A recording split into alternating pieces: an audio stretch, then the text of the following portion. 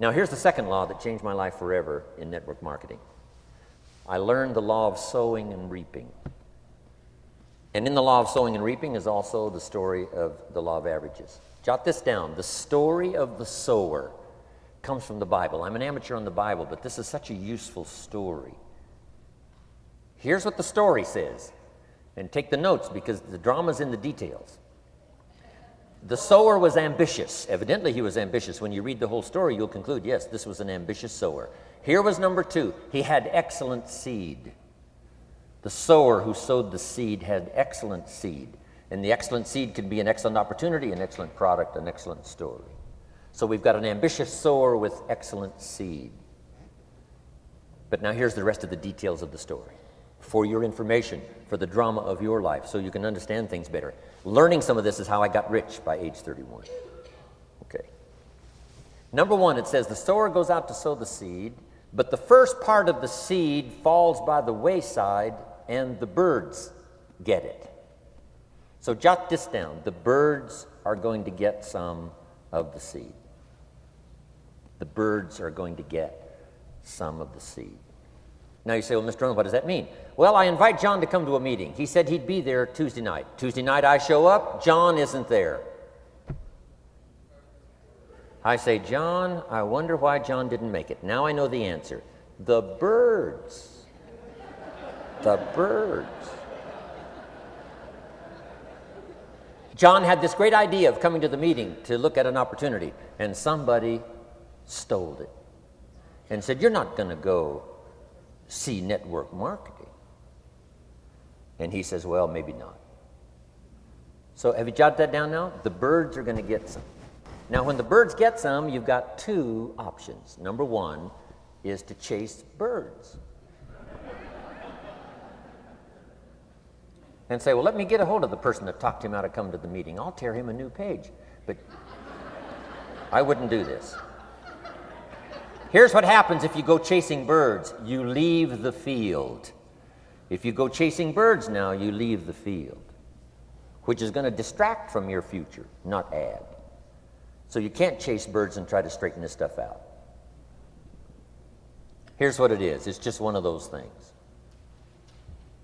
And here's the best comment when things are a little disappointing. Isn't that interesting? You just have to say, I thought sure he would be there. He promised me. He promised me. But I know it was the birds. And you just have to say, isn't that interesting? Now, here's the rest of the story. It says, the sower kept on sowing. See, that was the secret to his success. He kept on sowing. And if you keep sowing, you can sow more than the birds can get because there aren't enough birds. If you keep sowing, there are some birds, but there's not enough because the law of averages will work for you. My mentor taught me, he said, you know, Mr. Rohn, there's only 9 or 10 real nasty, miserable people in the whole world. Now, he says they move around a lot, you know, and you're liable to... You'll bump into one once in a while. But when you bump into one, you say, there's only 9 more like you. I can handle that in the whole world. Okay. Now, here's what else it says. The sower now keeps sowing the seed. Now the seed falls, the story says, on rocky ground where the soil is shallow. And the rocky ground where the soil is shallow is not of your making, because you had excellent seed and you were an ambitious sower. So the rocky ground where the soil is shallow is not of your making. But here's what it says what happened. This time, the little seed that falls in the ground starts to grow, and the little plant starts to grow. But the first hot day, it withers and dies. It dies. Not an easy thing to watch. I finally get John started. Sure enough, 3 or 4 days later, somebody says, boo, and he goes,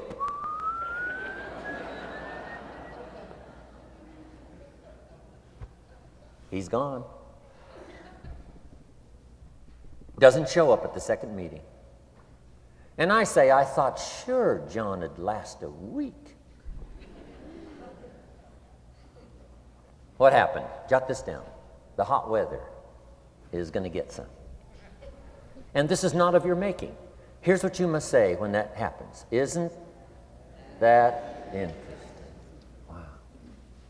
What can you do? The answer is nothing. You say, well, I'm going to try to change this. I wouldn't take that class.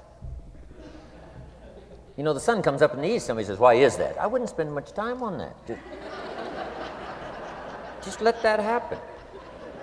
Don't go for this why stuff. I'm giving you the answers here. The answers is in the structure and the consequences and in the deal. The answer is in the deal. Anything beyond that is not worth study.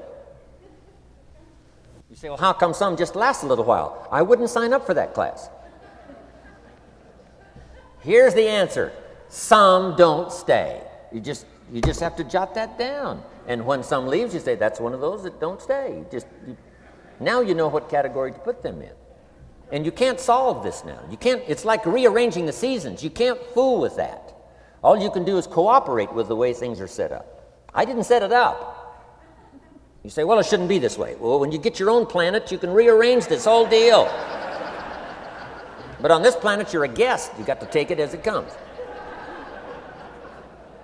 Now, here was the secret to the ambitious sower with good seed. It said he kept on sowing. Now, here's what he had to do to keep on sowing. He had to discipline his disappointment. This is a key phrase now to use the rest of your life. You must learn to discipline your disappointment because you didn't set up the setup, and some are not going to stay, and that is not of your making. Now, if you made gross errors and you ran them off, see, that'd be different. Now, you're responsible for that. But if it's in the normal course of things, this is the way things are. Now, here's what it says. The sower keeps on sowing. Now it says the seed falls on thorny ground. And somebody says, well, how much of this do you have to go through? Well, hang on. It's not the end of the story now.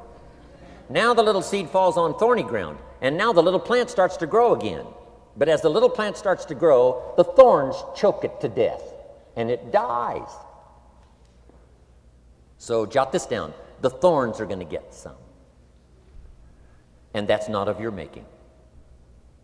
And what are these thorns? The story even called these little thorns, little cares, little distractions, little somethings. Who knows what all they are? I say, John, we had a meeting last night. You weren't here. John says, well, I can't make every meeting. I say, why not? You're part-time. He said, well, the screen door came off the hinges.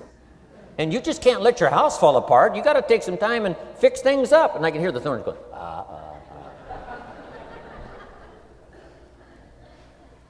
He says some extra trash had piled up in the garage. You can't let mountains of trash take over. You got to keep your trash hauled out. People who let little things cheat them out of big opportunities. People who let little things cheat them out of big opportunities. And you feel almost helpless. What could I do about that? And that's nothing. And you say, well, why is this? I'm asking you not to sign up for that class. Don't sign up for these why is this class. It's just the way it is. Like winter following fall and spring following winter. So if you got that, the thorns are going to get some.